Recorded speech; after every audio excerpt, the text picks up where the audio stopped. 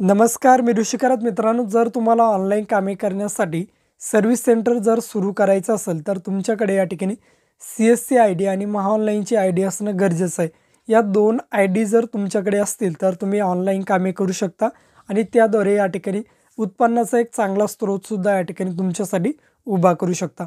मित्रांनो, आपल्या चॅनलवरती या ठिकाणी CSC आय-डी कशाप्रकारे तुम्हाला घ्यायची, याचे संपूर्ण व्हिडिओ आपण या ठिकाणी अपलोड करणार आहोत. आता CSC आय-डी घेण्यासाठी मित्रांनो तुम्हाला TSCची एक्झाम द्यावी लागते आणि एक्झाम दिल्यानंतर TSCच्या सर्टिफिकेटवरून तुम्ही CSCला ॲप्लाय करून CSC आय-डी घेऊ शकता. आता TSC तुम्हाला देण्यासाठी या ठिकाणी सर्वात महत्त्वाचं तुम्हाला असाइनमेंट असतात. असाइनमेंटनंतर तुम्हाला एक लाईव्ह एक्झाम असते आणि नंतर तुम्हाला TSCचं सर्टिफिकेट दिलं जातं. आता या व्हिडिओच्या माध्यमातून आपण TSCचं रजिस्ट्रेशन कसं करायचं, असाइनमेंट कशा पद्धतीने सोडवायच्या, याची A to Z माहिती आपण या व्हिडिओच्या माध्यमातून बघणार आहोत. तर मित्रांनो, व्हिडिओ नक्की तुम्ही शेवटपर्यंत बघा. आपल्या चॅनलवर जर तुम्ही पहिल्यांदाच आला असाल तर चॅनलला सबस्क्राईब करा. असेच नवनवीन व्हिडिओ आम्ही तुमच्यासाठी घेऊन येतो.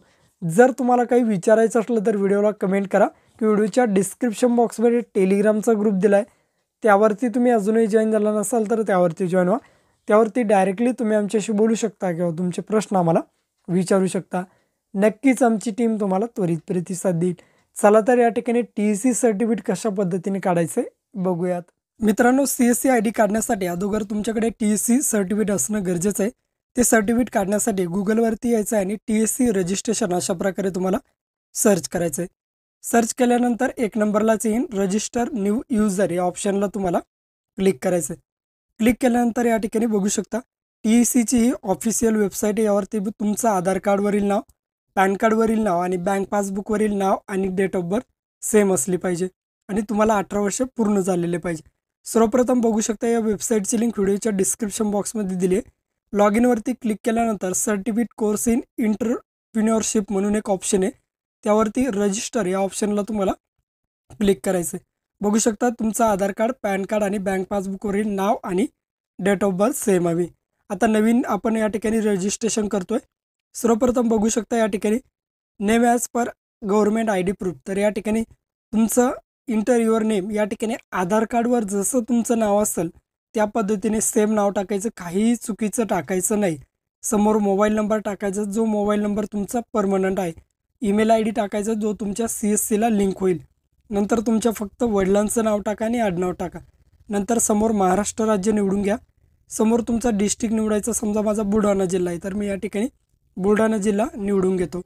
तुमचा जो जिल्हा असेल तो जिल्हा तुम्ही या ठिकाणी निवडून घ्या. निवडल्यानंतर खाली या ठिकाणी तुम्हाला जेंडर विचारलं आहे, as per government ID proof. जेंडरमध्ये मेल फिमेल काय जे तुमचं जेंडर असेल ते जेंडर या ठिकाणी तुम्हाला सिलेक्ट करायचं आहे. जेंडर सिलेक्ट केल्यानंतर तुमची डेट ऑफ बर्थ टाकायची as a government ID proof, म्हणजे आधार कार्डवरील डेट ऑफ बर्थ टाकायची, महिना, दिनांक आणि वर्ष. ॲड्रेस टाका, ॲट कुठले, पोस्ट तुमचा तालुका. नंतर तुमचा एक अपलोड फोटोग्राफ अपलोड करायचा आहे व्हाईट बॅकग्राऊंडचा, 50 ते 50 KB आतमध्ये JPG किंवा PNG फॉर्मॅटमध्ये. नंतर समोर हा कॅप्चा दिसतोय, हा कॅप्चा कोड टाकायचा आणि खाली स्क्रोल डाऊन करायचं आहे. तुम्हाला या ठिकाणी डिक्लेरेशन दिलं आहे, वाचा आणि या कन्सर्टला आय ॲग्रीवरती क्लिक करून सबमिट ऑप्शनवरती क्लिक करायचं आहे. क्लिक केल्यानंतर थोडा वेळ या ठिकाणी वेट करा. आता या ठिकाणी जसं तुम्ही सबमिट करसाल, सबमिट केल्यानंतर तुम्हाला पेमेंट येईल. 1479 रुपयाचं हे पेमेंट आहे. हे पेमेंट तुम्हाला करावंच लागतं, त्यानंतर पुढील प्रोसेस होईल. मी UPIने पेमेंट करतो. QR कोड जनरेट करतो. हा QR कोड तुमच्या फोनपेला स्कॅन करा आणि पे करून या ठिकाणी हे 1479 पे करायचे. आता तुमचे पैसे पे झालेले आहेत. परत होम पेजला येईल. लॉग इनवरती क्लिक करा. तुम्हाला ईमेल येईल, त्या ठिकाणी तुमचा युजर आय-डी आणि पासवर्ड दोन्हीसुद्धा असेल, ते दोन्ही टाकून द्यायचे. साईडला बघू शकता अशा पद्धतीने आणि लॉग इन करायचं. मी दोन्हीसुद्धा टाकतो आणि लॉग इन करतो. अशा पद्धतीने तुमचं TSCला लॉग इन या ठिकाणी सक्सेसफुली आता झालेलं आहे. या ठिकाणी बघू शकता तुमचं नाव, तुमचं किती तारखेला तुम्ही TSCला रजिस्ट्रेशन केलं आहे, तुमची प्रोफाईल दिसेल आणि तुम्हाला ते आता जी एक्झाम द्यावी लागत असते त्यासाठी तुम्हाला काही असाइनमेंट असतात, काही PDF असतात लर्निंगसाठी, तुम्हाला शिकण्यासाठी. समोर या ठिकाणी PDF सारखे चिन्ह दिसते, त्यामध्ये तुम्हाला PDF सुद्धा आहे आणि व्हिडिओसुद्धा या ठिकाणी देण्यात आले. तुम्ही दोन्हीसुद्धा या ठिकाणी बघू शकता. आता या ठिकाणी मी सर्व इन्फॉर्मेशन या ठिकाणी घेतलेली आहे. तुम्हीसुद्धा इन्फॉर्मेशन घ्या व्यवस्थित. तेच क्वेश्चन रिपीट असतात, त्यामुळे व्यवस्थित फक्त तुम्ही एकदा बघून घ्यायचं.